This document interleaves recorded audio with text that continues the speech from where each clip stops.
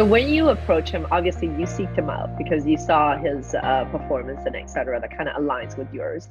Yep. And so I guess lesson over there for our viewer is seeking out who you want to be or who align with you and try to seek out a mentorship.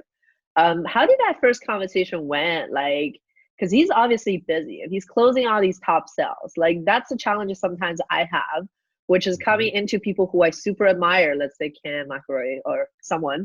And I was Yeah. like, well, for someone who's super up there, how do you like actually get them to mentor you? I think for me, again, being observant, I was trying to find out who I was. So I was very open and observant. I still try to be very open and observant today, Yeah, but I was looking at him and I was thinking, okay, what does this guy need? Right? He's yeah, crushing it on the sales, making a great income. But when that happens, and by the way, man, his mind, boom, boom, so sharp, so tight. He could do a yeah, lot of things because he had a mind, but imagine producing at that high level, what's going on in here.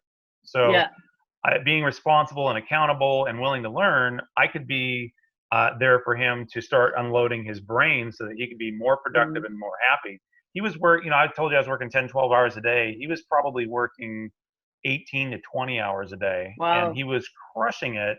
He's But making deal while he's sleeping. Yeah, right, right. yeah, Well, yeah, I remember, man, back, just like he put out like 4,000 newsletters a month. And yeah, I'd come into the office thinking, oh, I'm getting it done. And I'd come in there, late at night and he'd be in there next to the copier doing his own newsletter. So I'm like, dude, you need yeah, help. You shouldn't be doing yeah, your own newsletters, producing at the level that you're producing at. So just seeing his uh-huh, need, like with Ken McElroy, like you're mentioning, I bet you he's got needs and yeah, not just going and saying, hey, can you hire me? But hey, I see that you've got a need. Do I assess that need correctly? Is that a need for you? yeah, And they say, oh yeah. Well, how about if I solve that need for you? Oh yeah. What do you right, want? Nothing. I want to yeah, solve the need for you. And most people that are successful, if you give them that kind of energy and boost to their business or their free time or whatever they're trying to go for, yeah, they're going to reward you. I mean, people are yeah. good. There's so many things in the news about bad people and everything, but people are good. Yeah, right. Especially as someone who has better moral compasses that this person has. Yeah. Yeah. So tell us about, as any small business, we kind of have a growing pain. So when you first start having your own office, right? Like, can you kind of walk us through a little specifics about how you set up your company? Like, it's probably a couple of years later you start killing it, and then you realize you need your own office or whatever. Maybe you don't know. I don't know. And how did that like a big transition kind of happens? And what are some things that you kind of set in place to kind of help with the growth? Yeah. So this is, let's see, prior to 2008. So maybe 2000, 2002, I'm guessing, probably somewhere in there. Wait, 2008. So maybe, or 2004, somewhere in there. So I've been doing well. I had to take on assistants and Mm, to run things, but then I thought, just at that period of time, real estate teams were kind of coming in. Not They were kind of not a taboo thing, but sort of a new thing that nobody was doing. And I was like, right. oh, well, I want to be a big shot. Big shots have teams. So I built Right. my team up to seven salespeople at that time, Uh-huh. and was working really hard with that. And then the 2008 financial crisis came, Yeah. and at that time, things kind of like stop, boom. So Yeah. I stepped back and I looked at my business. I was like, wow, I'm spending a lot of time with these salespeople, nurturing, doing this, doing that. And it wasn't really that profitable. And then 2008 came, so I'm like, okay, I don't know what's coming down the pike. So I cleaned off the slate and ended my seven people's sales force, so to speak. And then as I was I looking at see. the numbers, I realized, gosh, that was fun, but that's not where I want to be. I want to be in a position where I have more freedom and more of a balance as opposed to Yeah. grinding it out like that. So grinding Yeah. will get you so far. And what I've found is that if you're a grinder, pretty soon you get to the point where instead of going up and progressing Yeah. because You of the hit a grinding, wall. you hit Yeah. a wall because you can only grind so hard. Yeah. I think you're talking about mentors. Robert Kiyosaki is definitely somebody I've read up on. He said something that really, two things that hit me. One is that he said, there's the ESBI, the employee, self-employed business owner and investor. I'd always Right. taken so much pride in being that self-employed person and Yeah. like, if anybody can do it, I can do it. And then I read in Yeah. one of his books, I think it was the Cash Flow Quadrant. I, Yeah. I read in there and he said statistically, that he put out the lifespans for an employee, a self-employed, a business owner, and an investor. And Yeah. of the 4 lifespans, which one do you think, which category had the least? The self-employed, the small business owner. Small Yeah. business self-employed, on Yeah. average, he said in that book, had on average 6 years less of a lifespan because of the stress they're under, like doctors, real Wow. estate agents, Yeah. insurance brokers, dentists, all that We're kind all of thing. doomed. Yeah. Yeah. And I was like, wow. So that, being a control freak and having that farm background from my folks of you're going to get out and do it, you're going to be self-reliant, was really, Yeah. and I struggle with that today to get over. It's still really hard to get through that. Yeah. Um, but I started realizing that, okay, that's a good point. I don't want to die 6 years earlier than I need to. So that Yeah. that clicked with me. And the other thing that he reported is if you're doing something yourself, why not compare to your hours or your trading or yourself to that highest income possible? He said really the highest and this was a few years ago, highest income Mm. possible was for a brain surgeon.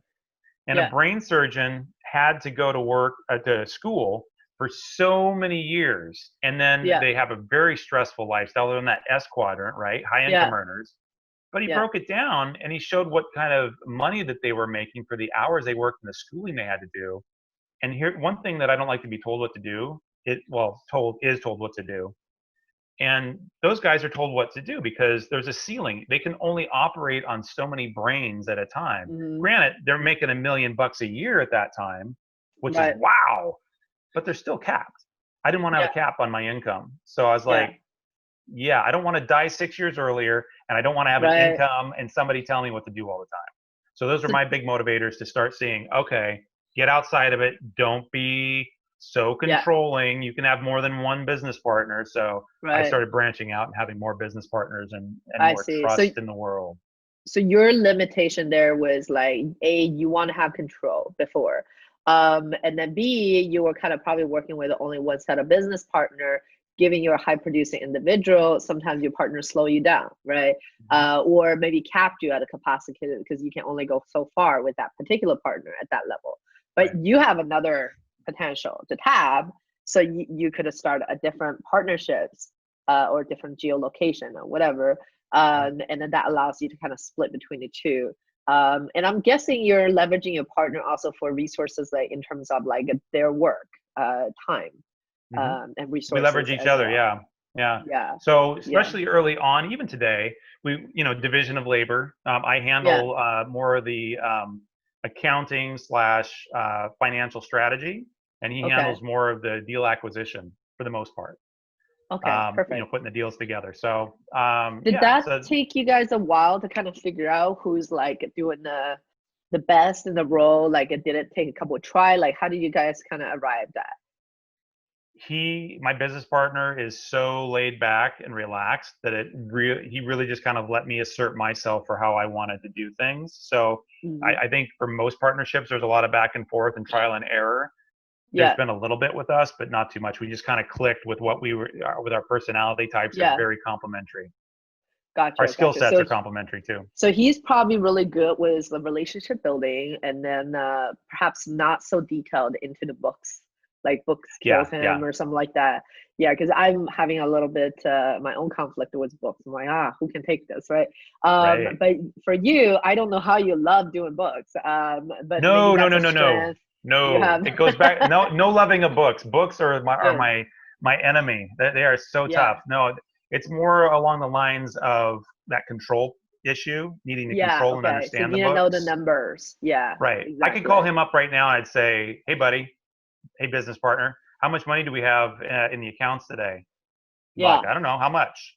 100% trust, right? Yeah. Yeah. Where with me, I'm a trusting person, but I got to Yeah. know, right? So I got Yeah. to be the one checking on things and being accountable. Whereas he just says, you know what, you handle that. I trust you 100%. Gotcha. It's all good. So Yeah. yeah, no, Yeah. it's not about loving the books. I hate books. It's about Yeah. personality Control. type and needing to have that That's sense very or illusion of interesting. control. Yeah. So illusion of control of that. It's all an Um, illusion. We're all gonna so if die. It's you all an so illusion.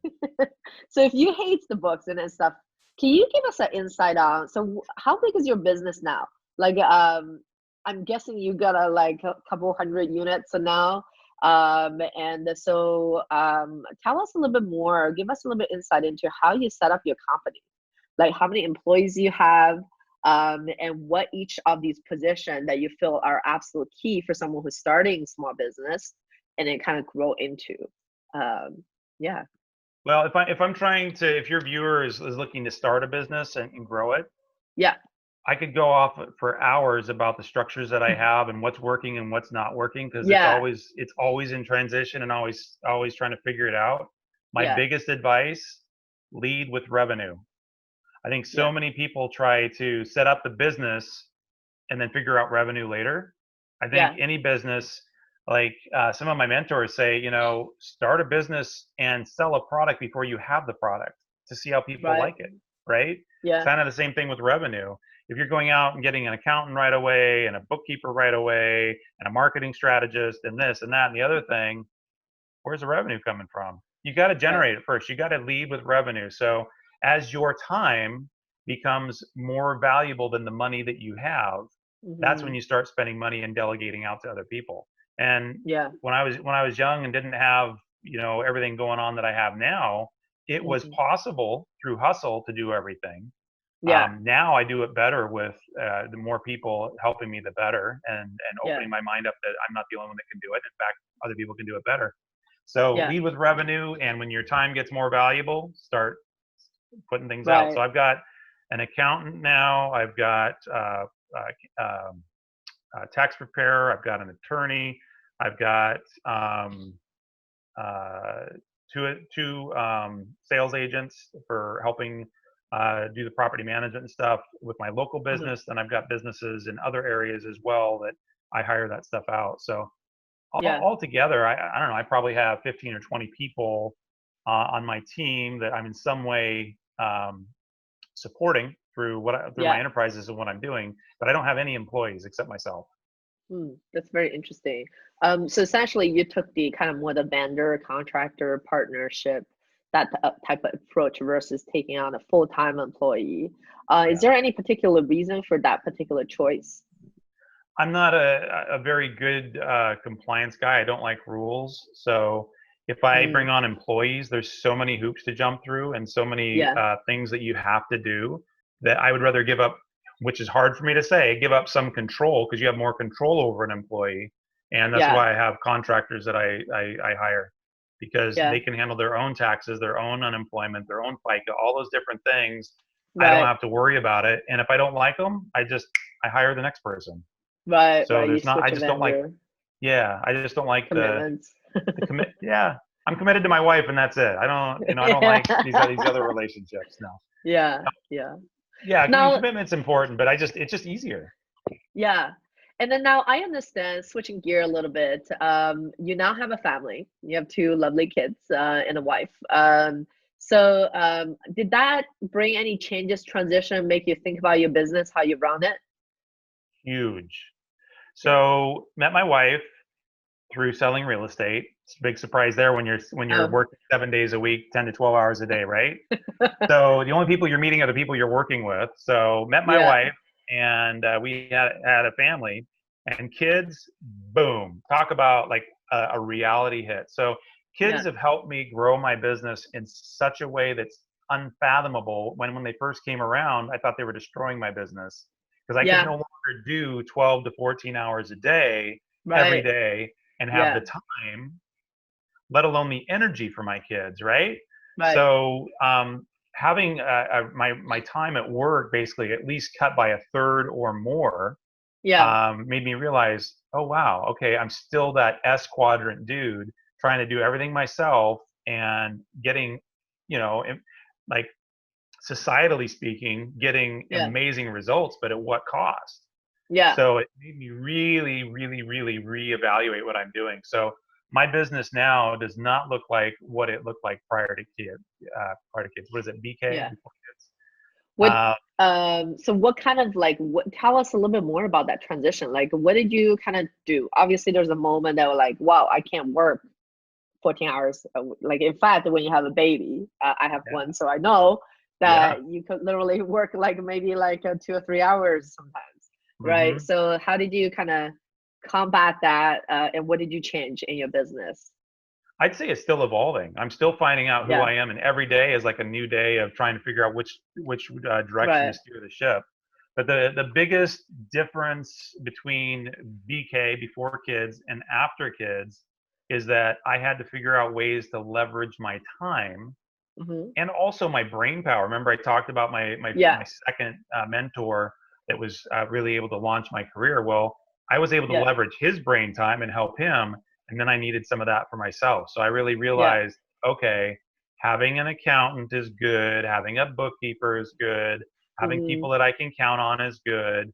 Squeezing every little single penny out of a deal or a property or everything isn't as big of a deal as freeing up the Mm, real estate up here and giving yeah, myself a platform that is maybe 8 hours a day, yeah, and that I can spend time with the kids and have the real estate in the brain too. That's an yeah, age factor and a kid factor, because as you know, when your kids are around, so you're trying to focus on this and they're like whoop, pulling you yeah, off to the side, right? yeah, So having that available real estate has allowed me to think more broadly about deals, about life, about going on yeah, vacations. My wife loves to travel, yeah, so now every year we're going on at least a month vacation a year, which prior to kids, prior to being married, yeah, whatever. So I've had to give up some money to hire other people and get a support network so I can go away and do that. But at the yeah, same time, my business has gotten better yeah, because I've got that network of people, people, people, people. Henry Ford, right? What yeah, I always was like, no, they're not going to do it as well as I can. But Henry Ford always said, if I can get 1% out of each person, I'd rather have 100 people doing the work of one man than trying to do everything myself, or something like that. right, His point yeah, being that if you get an earnest effort, say 70% or 80% from somebody, you can do a ton more with 1,000 people than you can with one dude in a room trying to make cars. yeah, So, definitely. Now, did you had any failure as you kind of going through this transition, or when you first started your business? what So we time is talk it? How about, many have I had today? yeah. So like, can you kind of think about like a one that kind of really stick with you, or when you try to hire out like this transition, like what are some like try and arrow that and the lesson that you learned from there? I think that's most important to fail forward. Obviously, we all know that. Yeah. But like a kind of the lesson that you learned from there that give some examples. Yeah. I would love to boil down and give you examples, but I fail every day. I am a terrible boss. I'm probably a terrible leader in a lot of ways too, although my How ego doesn't want to so? admit it. I'm either the doing the seagull management where I'm coming in, coming in and like yelling at people, right? Saying, "Why didn't you do it this way? Do it," or I'm completely off in my brain or physically somewhere else, ignoring my people that work with me. So Yeah. when you have a lot of things on your plate, you know this. You're a busy person as well. You have a lot of things Yeah. on your plate. It's really hard to be that person that's that leader, that's that guider. So Yeah. back to your question, failure. I'd say I fail every day.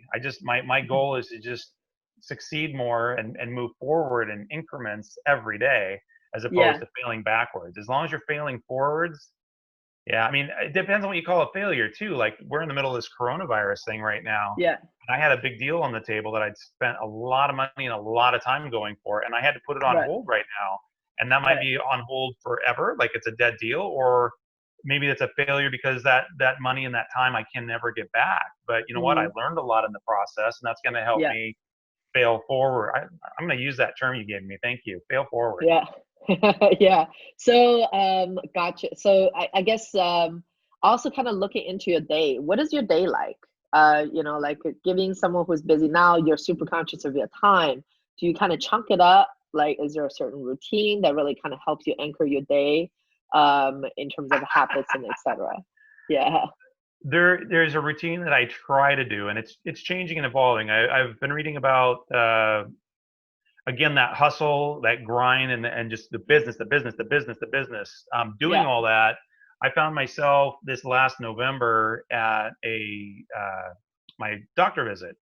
At my doctor visit, she goes, "Dude, you're obese." I'm like, "Ah, crap." "Dude, No way. you've got high cholesterol." "Ah, crap." "Dude, you got high blood pressure." "Ah, crap." And the whole list went on. And I was Yeah. like, man, that doesn't sound very like I've been paying a lot of attention to myself. So Right. Jeff Bezos really puts a lot of emphasis on, on the physical aspect and keeping your brain clear and stuff. So Right. I read what he does is when he wakes up in the morning, doesn't set an alarm clock, and he does basically whatever until about 10 a.m. And Uh-huh. by that whatever, I mean he's trying to be in a open state or a meditative state. Okay. I think he's got young kids, so that's not always possible. But my goal every day is to stop eating by 6 o'clock at night, let my body and my brain fast until the next morning. While I'm still Mm. on that fast, exercise first thing in the morning. And so that means getting up an extra 45 minutes early and Yeah. exercising like crazy to clear my brain. And while I'm doing that, I'm listening to podcasts. I'm maybe doing some texts, maybe some emails from my phone if there's something urgent, but that early in the morning, not a lot of things going on, Yeah. which is good. So that lets me really clear and be focused. And I think it's really intent and that ideal of failing forward that you're talking about, move, Hmm. move, move, move.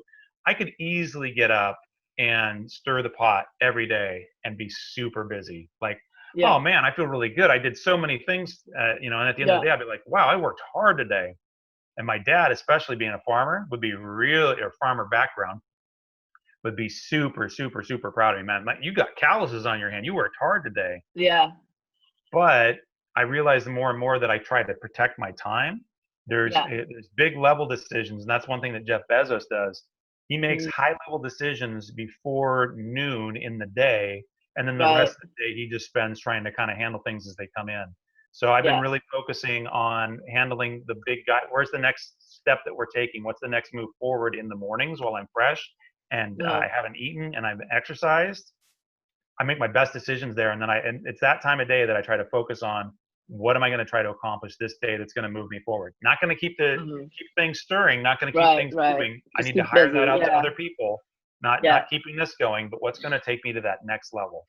And I Yeah. try to do something every day that does that, whether it's reading a Yeah. book or putting a deal together or educating myself on something where I'm weak to get to that Mm. next level. It's just Mm. the more you invest in this real estate, the more the real estate out there just explodes. Right. Right. So a lot of more internal thinking time, a prioritization of the day, the week, maybe the month. Yeah. Do you set a goal? Like, do you kind of set a goal? Like, because oftentimes when you're business creation, you kind of set a long time goal, like a 5 year goal, 3 year goal, and then you kind of work it backwards. A lot of people do, the 90-day planning, 60-day planning, 30-day planning, etc. Like, do Yeah. you do some of that, like together, maybe either with your team or yourself? Is that kind of like what kind of anchors you, or it's kind of more you start within, like, hey, how is my 1 month look like, and working the other way to that? Maybe do as I say, not as I do. Yeah.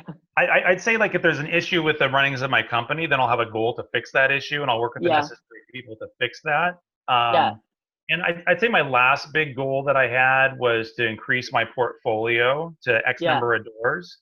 And I hit that, and then I was like, okay, what's next? And right now, I'm sort of in a with the whole pandemic that we're all in Hmm. our homes and not Yeah. allowed to leave, that kind of thing. I've been reassessing. So instead of trying to really leverage right now, I'm going to a higher cash position, Uh-huh. so I can take advantage of the deals that are coming.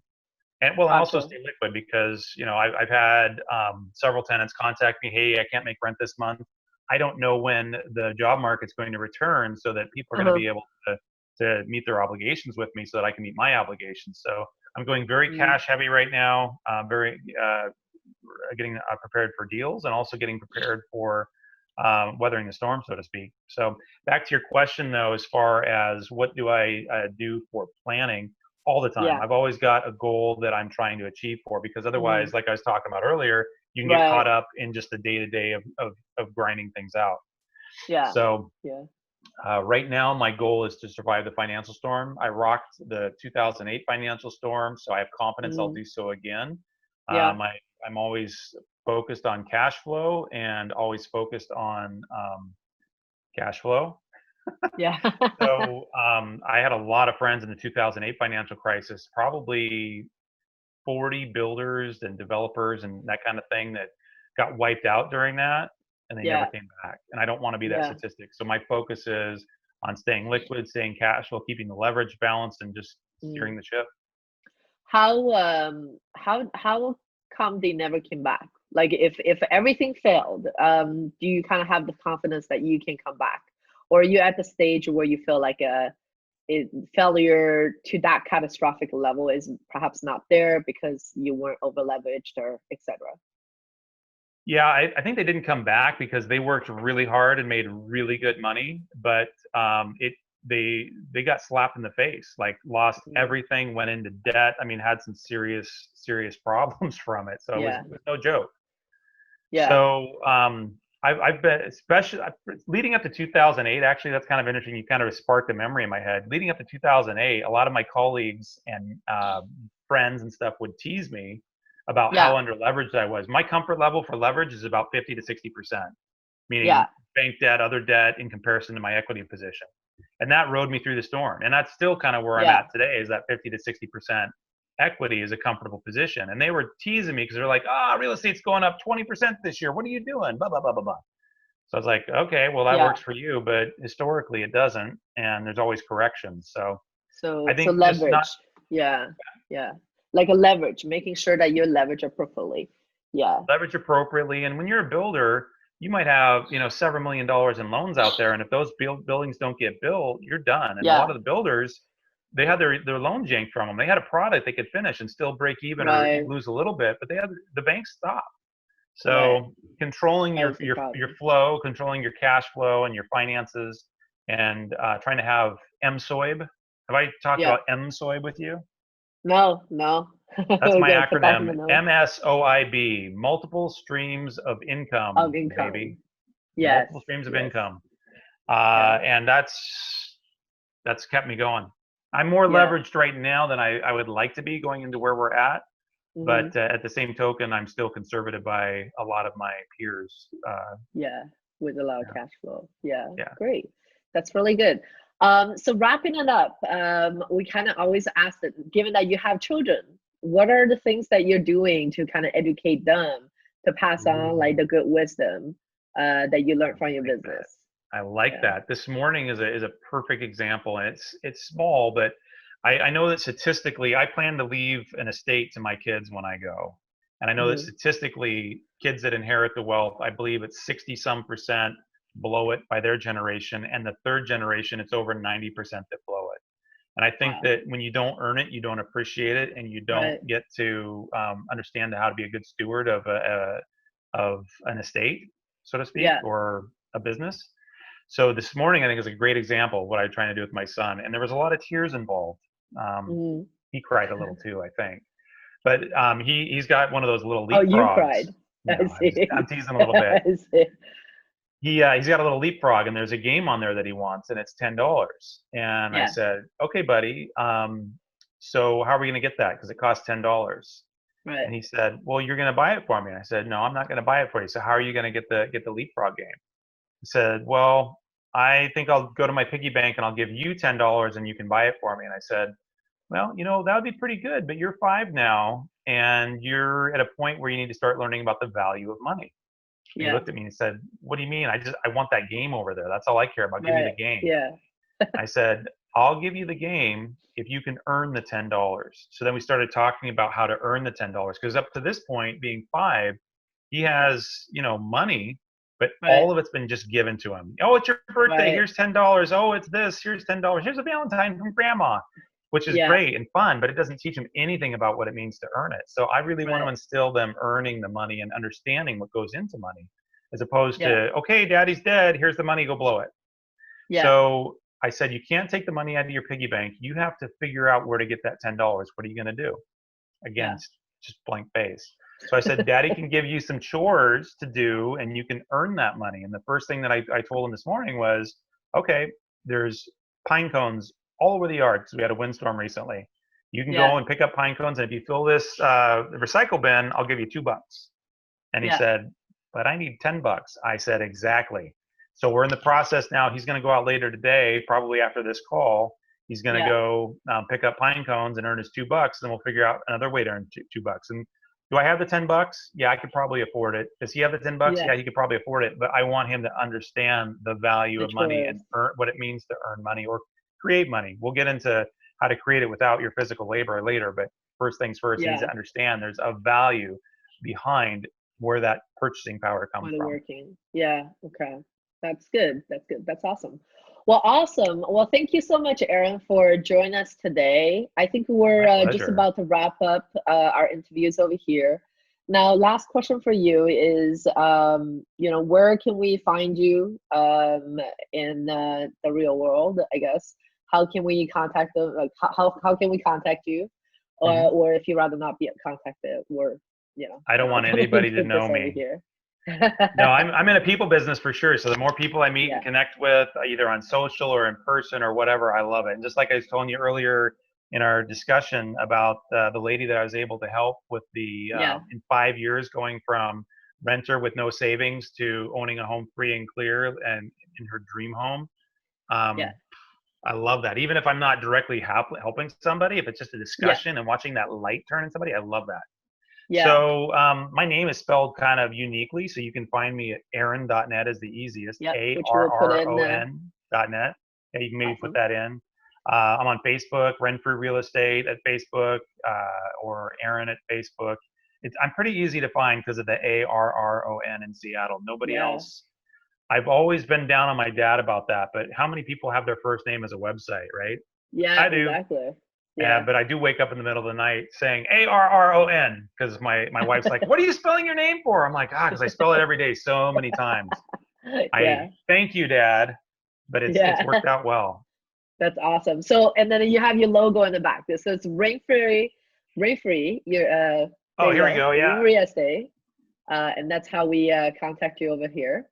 That's awesome. Oh, let me it's back up a backwards little on bit my view. more. Can you see it? Okay. Yep, good. Yeah, got it. Yeah, Cool. thank you so much for your time today, Aaron. I know you're busy. Yep. I'll let you get back to it. And again, thank you for your time. My pleasure, my honor. I really enjoyed the time, and I hope that people can reach out to you or myself if they want to discuss and grow together.